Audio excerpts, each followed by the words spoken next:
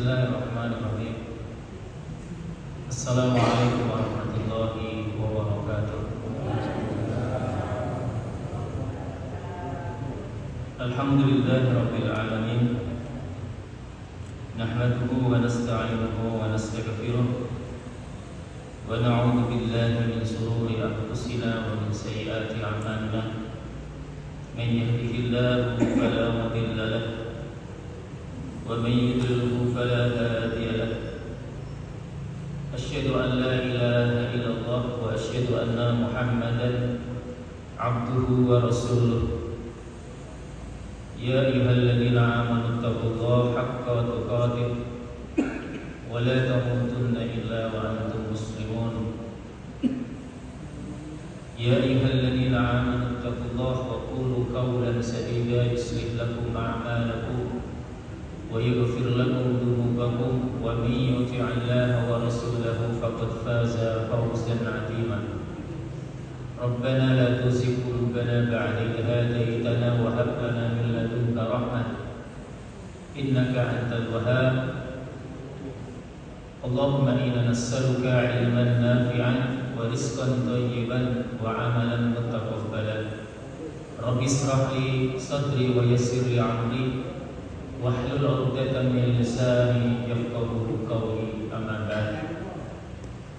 Muslimin muslimah Bapak Ibu jamaah salat maghrib Masjid Al-Mawaddah yang dirahmati oleh Allah. Alhamdulillah, bersyukur dengan kalimat alhamdulillahirabbil alamin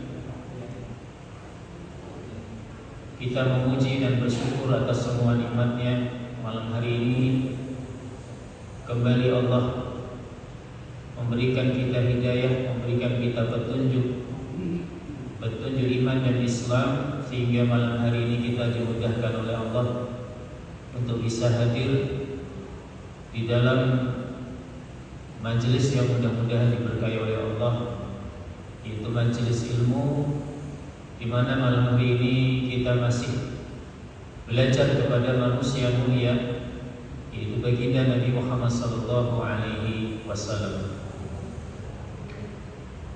Mudah-mudahan kita juga senantiasa mendapatkan kebaikan-kebaikan dari Allah, mendapatkan rahmatnya, mendapatkan berkahnya.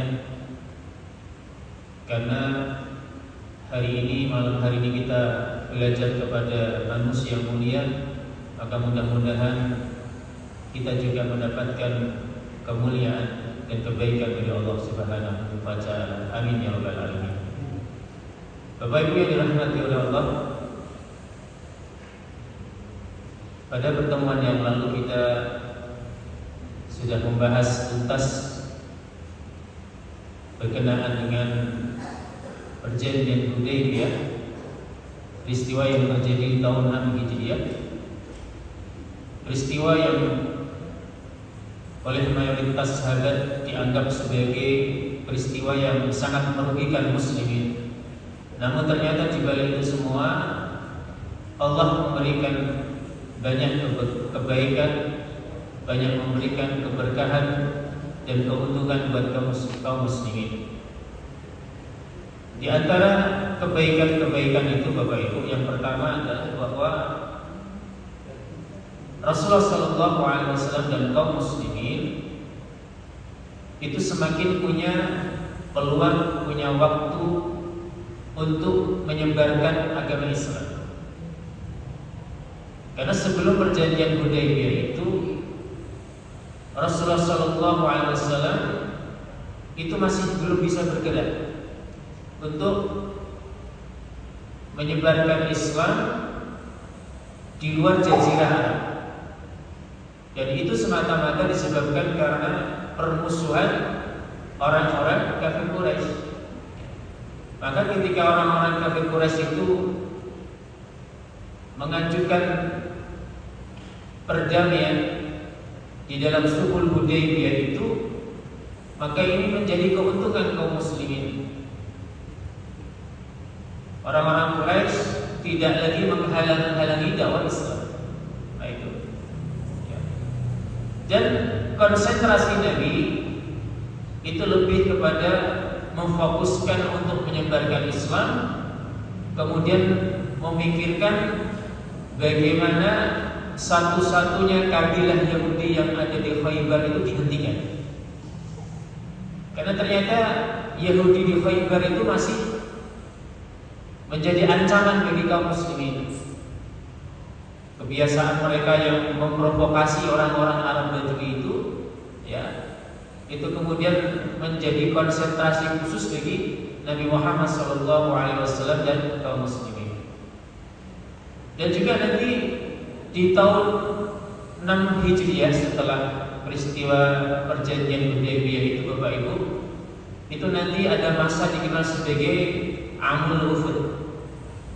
Apa itu Amul Wufud? Amul Wufud adalah tahun di mana Rasulullah SAW itu menuliskan surat ajakan masuk Islam kepada penguasa-penguasa di luar Jazirah Arab. Nanti ada surat ke Heraklius, ya, Kaisar Romawi. Kemudian ada surat Nabi ke Kisra, penguasa Persia, juga kepada penguasa Mesir. Ya, itu akan diberikan surat oleh Nabi Muhammad SAW. Kemudian keuntungan yang ketiga adalah setelah perjanjian Hudaybiyah itu masuk Islamlah orang-orang terbaik dari Quraisy. Nabi menyebutnya sebagai orang Quraisy telah mengirimkan jantung hatinya kepada kita. Dan orang-orang terbaik itu adalah Khalid bin Walid, kemudian Amr bin As, satunya lagi adalah Utsman bin Talha. Ini orang-orang hebatnya Quraisy. Imam Ahmad itu mengisahkan bagaimana kisah masuk Islamnya Amr bin As. Jadi selepas perjanjian Hudaybiyah itu, Amr bin As ini mengajak teman-teman dekatnya, diajak, kemudian mereka berdiskusi tentang nasib mereka di Mekah. Amr bin As ini sudah menduga bahwa Rasulullah itu akan menang dan orang-orang Quraisy itu kalah. Itu menurut dugaan Amr bin As. Amr kemudian berkata kepada teman-temannya itu, sesungguhnya saya ini punya ide, dan saya minta kepada kalian untuk memberikan tanggapan atas ideku ini. Amr berkata, bagaimana seandainya kita ini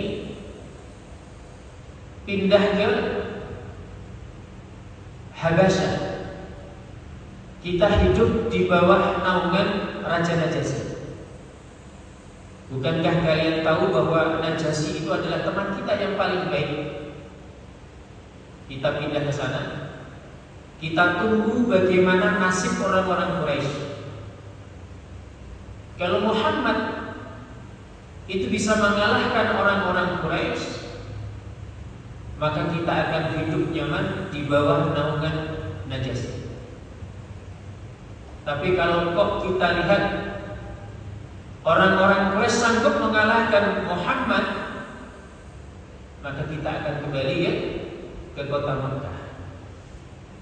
Maka teman-teman dari Amr bin As ini sepakat. Maka berangkatlah mereka ke Habasyah itu sambil membawa hadiah.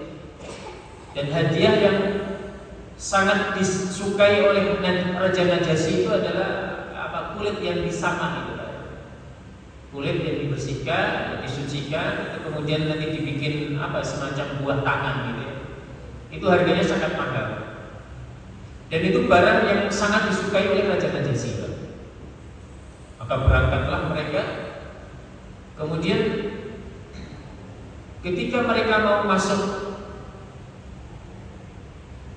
ke kerajaannya Najasyi itu, Amr bin As melihat sahabat Nabi Muhammad SAW, namanya Amr bin Umayyah ad-Dawri. Lah Amr bin Umayyah ini, Bapak Ibu, ditugasi oleh Nabi untuk menyampaikan surat Nabi. Tujuannya mengabarkan kepada kaum muslimin yang masih hijrah di Habasah untuk segera meninggalkan Habasah menuju kota Madinah. Yang kemarin kita bahas bagaimana sahabat Nabi itu dipimpin oleh Ja'far bin Abi Thalib, ya, hijrah ke kota negeri Habasah itu. Ya. Maka ketika perjanjian Hudaybiyah itu, mereka diminta Nabi untuk kembali atau menuju kota Madinah. Itu dikirimi surat. Kemudian begitu melihat Amr bin Umayyah Ad-Damri ini, Abu Sufyan berkata kepada teman-temannya, bagaimana menurut pendapat kalian jika utusan Muhammad ini saya bunuh? Jika utusan Muhammad ini saya bunuh. Kata temannya, ini gagasan yang bagus wahai Amr. Seandainya kau sanggup membunuh dia, maka engkau pasti akan dielu-elukan oleh orang-orang Quraisy. Maka kemudian dia masuk, dia berikan hadiah itu kepada Raja Najasyi. Kemudian Amr bin As sampaikan niatnya tadi kepada Najasyi, wahai paduka raja, aku lihat tadi ketika aku masuk ke ruangan anda ini, aku melihat Amr bin Umayyah Ad-Damri, dan saya paham betul bahwa dia itu sahabatnya Muhammad. Boleh tidak anda izinkan saya bunuh dia? Kata Amr bin As. Begitu mendengar kalimat Amr bin As ini, Raja Najasyi kemudian merentangkan tangan sebelah kanannya dia. Kemudian tangan kanan itu dipukulkan ke hidungnya dengan sangat keras. Ini kebiasaan orang Habasah gitu.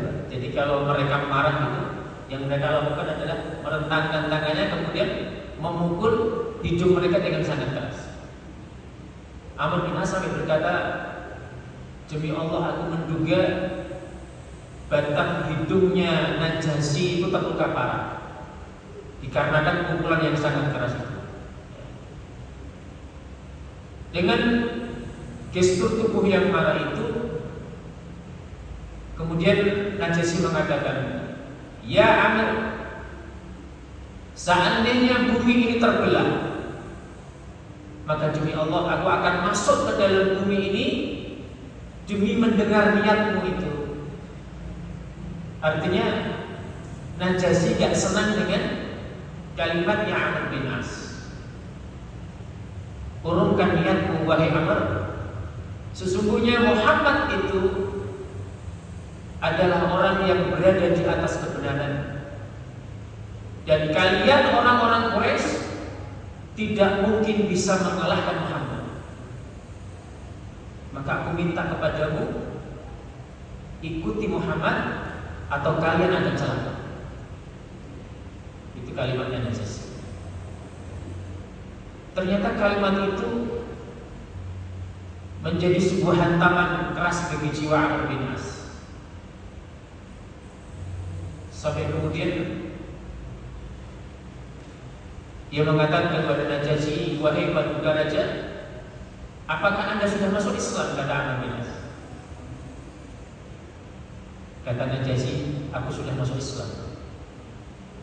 Tapi jangan kau ceritakan kepada masyarakat Najasyi, masyarakat Habasah, dirahasiakan. Maka kemudian Amr bin As ini mengucapkan sumpahnya di depan Najasyi bahwa dia masuk Islam. Setelah dia masuk Islam di hadapan Najasyi itu, dia keluar dan dia tidak memberitahukan kepada teman-temannya bahwa dia sudah masuk Islam. Ternyata yang dilakukan Amr bin As tidak kembali ke kota Mekah. Tujuan utamanya adalah kota Madinah. Beliau ingin bertemu dengan Nabi Muhammad SAW. Di tengah perjalanan itu mereka bertemu Amr bin As bertemu dengan Khalid bin Walid dan Utsman bin Talha, yang ternyata mereka sama-sama punya niat menemui Nabi Muhammad SAW di kota Madinah. Maka sebelum mereka sampai di kota Madinah itu Rasul tidak tahu. Ya. Kata Rasul, sebentar lagi Quraisy itu telah mengirimkan jantung hatinya untuk kita. Mereka adalah orang-orang terbaik Quraisy.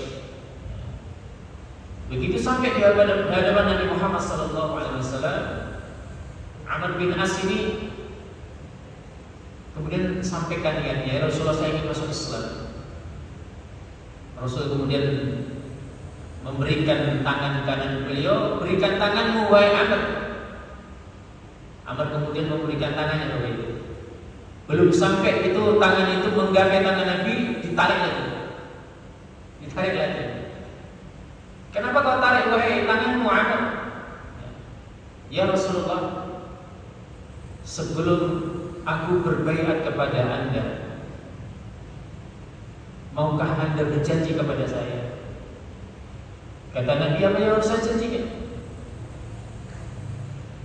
Aku mohon kepadamu, mintakan kepada Allah agar Allah mengampuni seluruh dosa-dosa.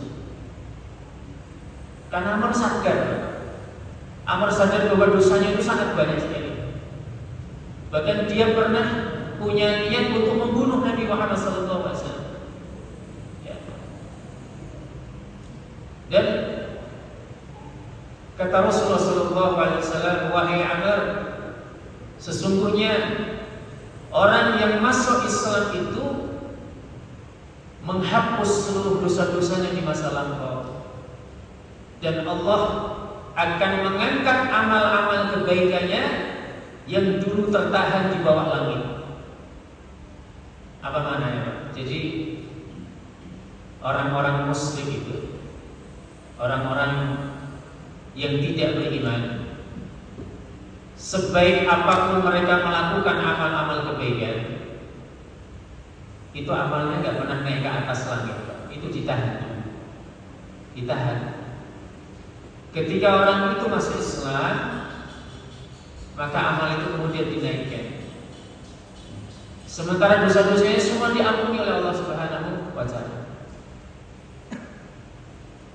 Amr kemudian berkata, ya Rasulullah, sesungguhnya sebelum aku masuk Islam, orang yang paling aku benci adalah diriku.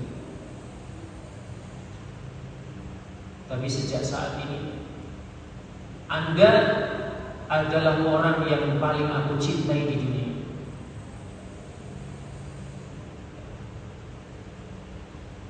Bapak Ibu yang dirahmati Allah, nanti setelah Amr bin As ini masuk Islam, ada yang mengatakan 3 bulan setelahnya, ada yang mengatakan 5 bulan setelahnya,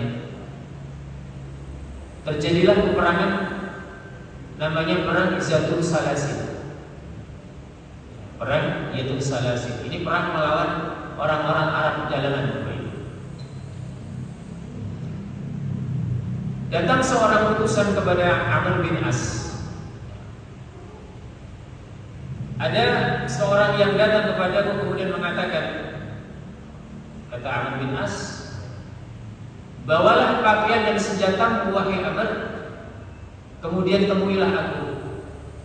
Yaitu pesan Nabi Muhammad SAW. Maka kata Amr, aku pun mendatangi Rasulullah SAW sementara beliau sedang dalam keadaan berwudu. Dia kemudian memandangku dengan serius sambil mengangguk-anggukkan kepalanya. Rasulullah SAW kemudian bersabda, ya Amr, aku ingin mengutusmu berperang bersama pasukan muslimin.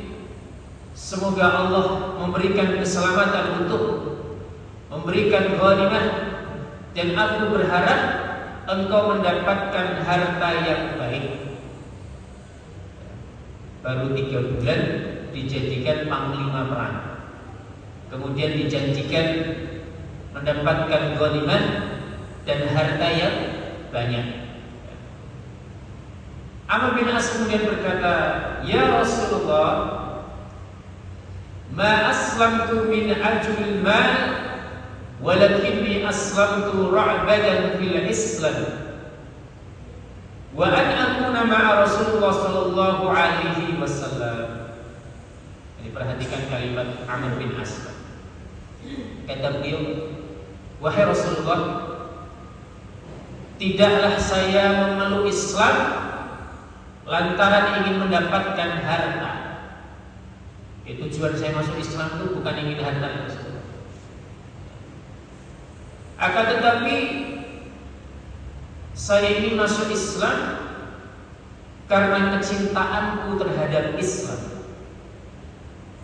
dan berharap aku selalu bersamamu ya Rasulullah." Kalimatnya. Maka nanti ada kalimat Rasulullah untuk Amr itu kalimatnya begini, "Sesungguhnya engkau wahai Amr, Anda masuk itu dengan iman, sementara orang-orang itu masuk dengan Islam." Apa maknanya? Iman sama Islam itu tinggi mana? Tinggi iman. Jadi maknanya apa? Bahwa Amr bin As itu tidak seperti orang-orang yang masuk Islam di periode Fathu Mekah. Nanti tahun 8 Hijriah itu terjadi penaklukan kota Mekah itu. 2000 orang masuk Islam, orang-orang Mekah itu. Tapi masuk Islamnya mereka itu bukan karena iman sebenarnya, bukan. Pertama itu karena mereka takut mati itu sebenarnya. Tapi beda dengan Amr bin As. Amr bin As itu masuk Islam dengan jiwanya, dengan imannya. Bukan karena takut, bukan takut kehilangan apapun tidak. Karena memang panggilan jiwa. Ya, maka dikatakan, saya masuk Islam ini karena saya mencintai Islam ya Rasulullah, dan saya ingin bersama Anda.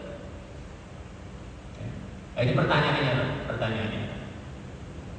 Boleh nggak orang Islam ini punya cita-cita, punya banyak harta? Boleh nggak? Boleh. Maka kalimat Nabi apa?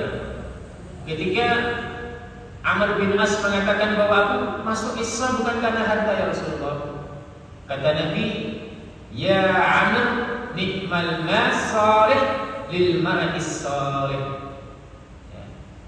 Sesungguhnya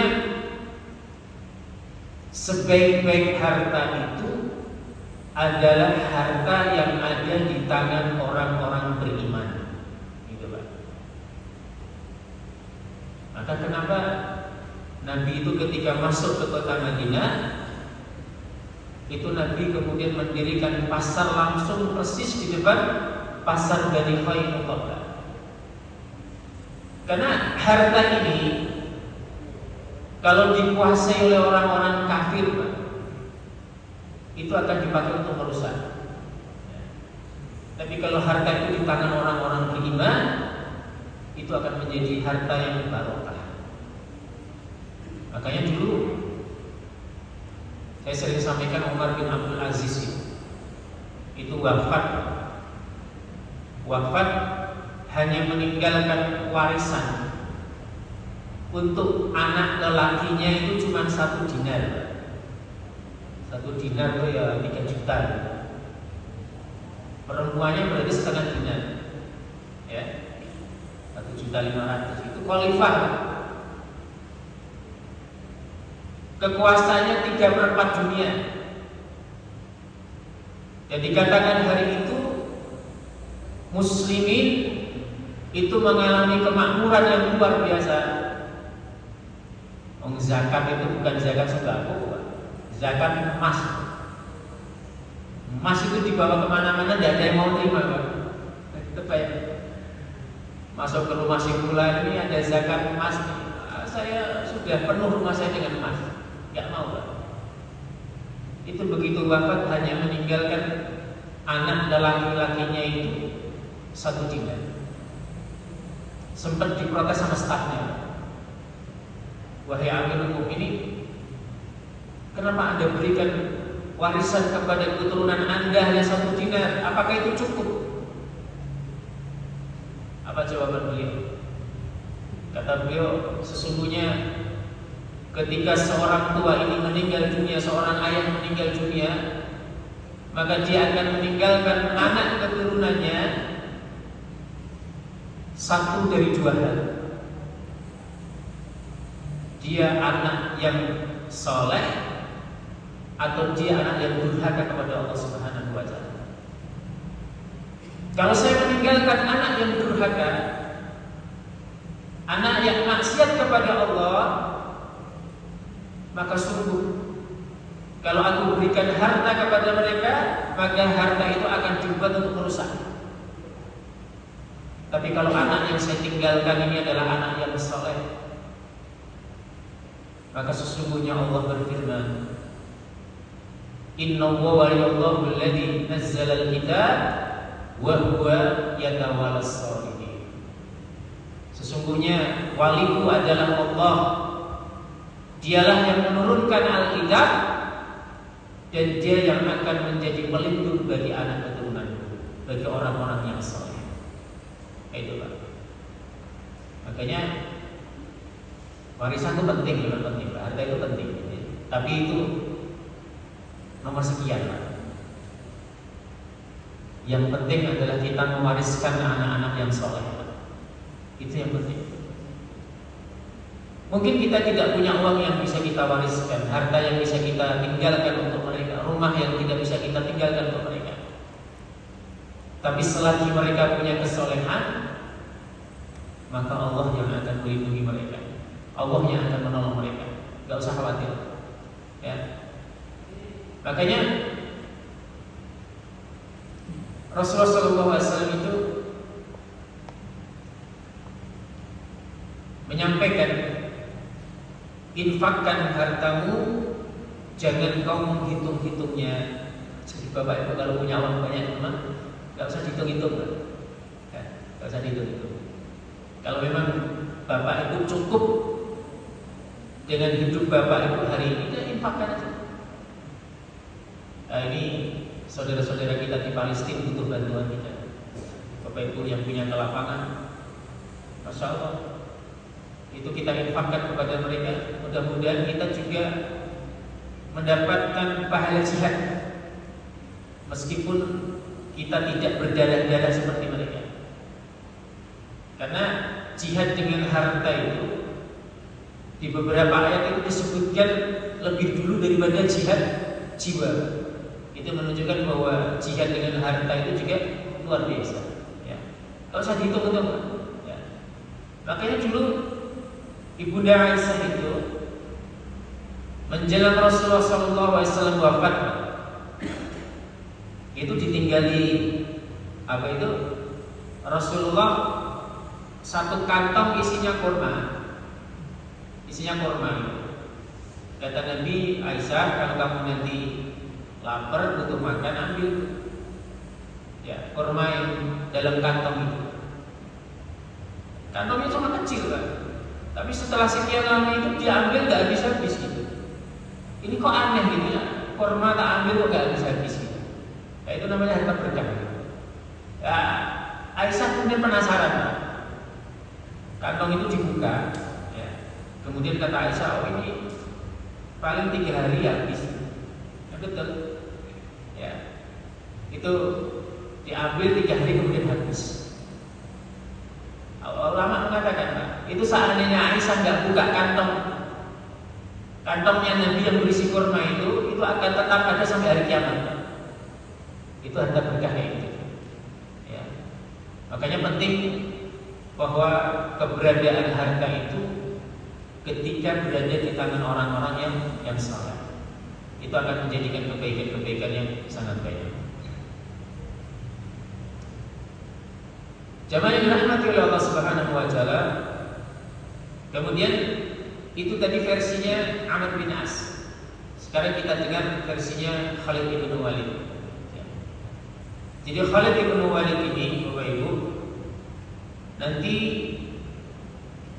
beliau ini sempat dikirimi surat Dia punya saudara yang sudah masuk Islam, namanya Walid bin Walid. Dikasih surat. Kemudian surat itu disampaikan kepada Khalid. Kata adiknya, "Ya Khalid, sampai kapan engkau akan lari dari petunjuk Allah? Engkau ini orang cerdas," kata adiknya dari Walid bin Walid. "Dan aku menyampaikan perkataan dari Nabi Muhammad SAW. Seandainya engkau masuk Islam, wahai Walid, Khalid, maka engkau akan memberikan banyak kebaikan bagi Islam. Maka masuklah Islam," kata Walid. Ya. Khalid itu mulai bimbang. Apakah saya tetap di dalam agama nenek moyang saya? Ataukah saya harus berhijrah ke Romawi, kemudian masuk agama Yahudi atau Nasrani? Atau aku mengikuti agamanya Najasyi? Ya, kata Khalid. Sampai kemudian Allah membuka jiwanya, Pak. Dia meyakini bahwa Islam itu adalah agama yang benar. Islam itu adalah agama yang akan menang. Kemudian dia datangi Sofwan bin Umayyah. Sofwan bin Umayyah itu ayahnya yang mati di perang Badar, majikannya Bilal. Kata Khalid, "Ya Sofwan, apakah tidak sebaiknya kita mengikuti Muhammad, memeluk agama Islam dan meninggalkan agama nenek moyang kita?" Sofwan bin Umayyah berkata, "Wahai Khalid, demi Allah, seandainya seluruh penjuru bumi ini masuk Islam dan tertinggal satu saja orang itu adalah aku," katanya. "Sekali-kali aku tidak pernah masuk Islam." Ditinggal itu. Kemudian dia menemui Ikrimah bin Abi Jahal. Ikrimah ditawari untuk masuk Islam, tapi Ikrimah kemudian mengucapkan kalimat yang sama. Seandainya seluruh bumi ini masuk Islam, yang tertinggal cuma aku, kata dia, maka sekali-kali aku tidak akan pernah masuk Islam. Maka berangkatlah Khalid bin Walid menemui Utsman bin Talha. Datang kepada Utsman, kemudian Utsman menyambut ajakan Khalid bin Walid. Mereka berjalan menaiki kudanya. Di tengah-tengah perjalanan sebelum masuk pintu gerbang kota Madinah, mereka bertemu dengan Amr bin As. Ya. Maka kemudian mereka berangkat, ya, ke kota Madinah untuk kemudian berbaiat kepada Nabi Muhammad SAW. Bapak Ibu yang dirahmati oleh Allah Subhanahu wa taala, Amr bin As, Khalid ibn Walid, kemudian Utsman bin Talha ini tiga mu'alaf yang luar biasa, Bapak Ibu. Sambil contoh misalnya Amr bin As. Jadi Amr bin As itu disebutkan bahwa beliau ini 5 di antara sahabat Nabi yang paling cerdas. Itu kalau diukur dengan tes IQ itu, maka insya Allah tes IQ jebol itu, saking pintarnya dan cerdasnya. Di zaman Umar itu pernah terjadi wabah namanya Ta'un Al-Anwas. Itu menyebabkan nyawa muslimin berjatuhan, Pak. Termasuk Abu Ubaidah bin Jarrah. Ya. Itu gubernur Syam waktu itu. Maka Amr ini dipanggil oleh Umar. Padahal Amr itu bukan seorang dokter, bukan ahli tabib, bukan. Tapi Masya ini orang yang diberikan basirah oleh Allah luar biasa. Ya. Umar datangi Amr, kemudian bagaimana menurut pendapat wahai Amr tentang wabah yang menimpa penduduk Syam ini? Maka oleh Amr ini diteliti, Pak. Ya. teliti sampai kemudian Amr ini memberikan solusinya. Wahai Amirul Mukminin, sesungguhnya saya perhatikan ini, ketika orang ini berkumpul, maka wabah itu semakin membesar. Maka aku sarankan kepada Anda, perintahkan penduduk Syam itu untuk saling berpencar. Ya, maka dulu itu apa namanya, terjadi pandemi itu kita diminta untuk jaga jarak. Itu sebenarnya kalimatnya Amr bin As. Ya. Maka kemudian ada yang naik ke gunung, ada yang naik ke bukit, mereka berpisah. Begitu mereka berpisah sekian lama, itu wabah itu berhenti. Wabah berhenti. Ya. Ini salah satu kecerdasan Amr bin As. Amr bin As ini ketika di perang Zatul Salasil itu, beliau diangkat menjadi panglima. Padahal di tengah-tengah mereka itu masih ada Abu Bakar, Umar, Utsman, Ali masih ada. Ya. Tapi masalah nanti ketika dalam perjalanan itu beliau sempat bersetegang dengan Umar karena itu musim dingin. Ya. Muslimin menyalakan api ya, untuk memanaskan tubuh mereka. Kata Amr bin As, matikan, api matikan. Itu membuat Umar marah. Bagaimana mungkin orang yang kedinginan itu kemudian api dimatikan? Tapi namanya panglima harus dituruti, harus dipatuhi. Ya. Kemudian yang kedua, Amr bin As itu malam hari itu sempat mimpi basah, harus junub kan? Ya. Maka kemudian Amr perintahkan untuk membawakan air di hadapan Amr bin As untuk mandi junub. Begitu dikasihkan Amr, airnya ternyata dingin sekali. Kata Amr, saya nggak akan mandi, saya mau tayamum. Kata Amr bin As. Kata Umar, jangan lakukan itu. Kamu tidak boleh tayamum karena ada air, kata Umar. Tapi ternyata Amr bin As tetap memilih tetap tayamum. Kemudian yang ketiga, ketika mereka sudah selesai sholat subuh itu, musuh digempur. Kemudian mereka lari terbirit-birit. Ya. Begitu jarak beberapa kilo itu mau dikejar sama pasukan muslimin, ditahan sama Amr bin As. Jangan kejar, biarkan mereka. Umar gak puas lapor sama Nabi. Dipanggil Amr bin As. Wahai Amr, benarkah kamu ketika malam hari kamu mematikan api untuk menghalakkan tubuh muslimin? Ya. Betul ya Rasulullah. Apa yang menyebabkan kamu melakukan itu? Ya Rasulullah, jumlah kita hanya sedikit, 300 orang saat itu. Dan saya khawatir ketika api ini dinyalakan, itu akan ketahuan oleh musuh di mana keberadaan kita. Maka saya matikan. Kemudian yang kedua, kenapa kamu mandi junub dengan tayamum padahal ada air? Wahai Amr bin As, ya Rasulullah, air itu begitu dingin. Kalau saya memaksakan diri saya untuk mandi dengan air dingin itu, saya akan jatuh sakit.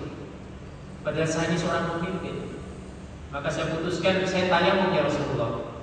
Kata Rasul, benar.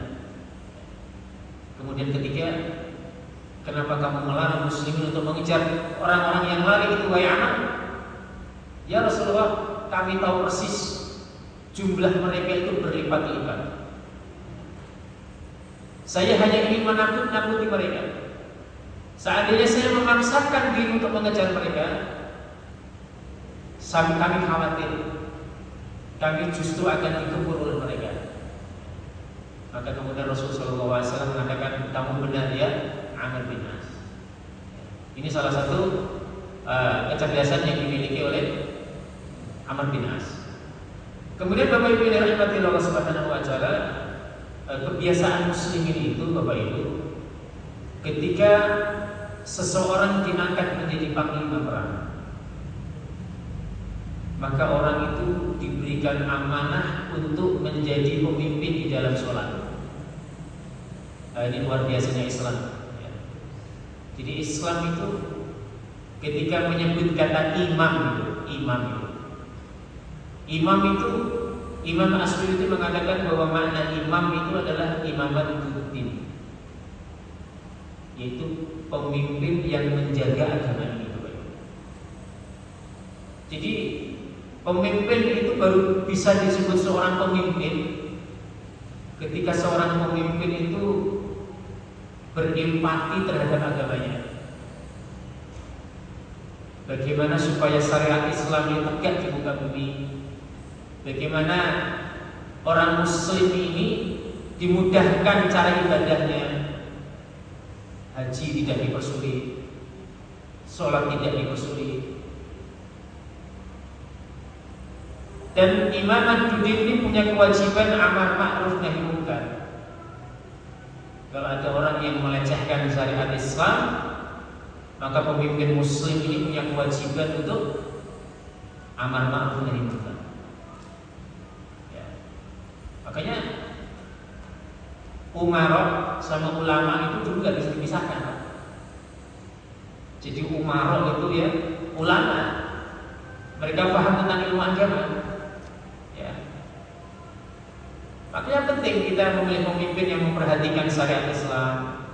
Bisa dibayangkan Pak, kalau sebuah negeri ini dipimpin oleh seorang pemimpin yang tidak peduli dengan agamanya, Pak, rusak akan negeri.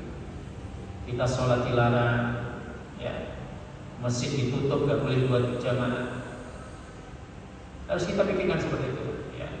Makanya kita berharap kepada Allah Subhanahu Wa Taala, mudah-mudahan Allah memberikan kepada kita anugerah pemimpin yang adil, pemimpin yang menjaga agama kita, sebagaimana doanya Fudail bin Iyad.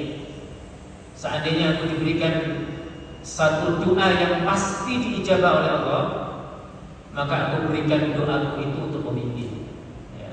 Maka kita berdoa dengan sungguh-sungguh, mudah-mudahan Allah Subhanahu Wa Taala memberikan karunia kepada kita pemimpin yang bisa menghadirkan baldatun thayyibatun wa rabbun ghafur. Amin amin ya rabbal alamin. Subhanakallahumma wa bihamdika asyhadu an la ilaha illa anta astaghfiruka wa atubu ilaik. Wassalamu alaikum warahmatullahi wabarakatuh.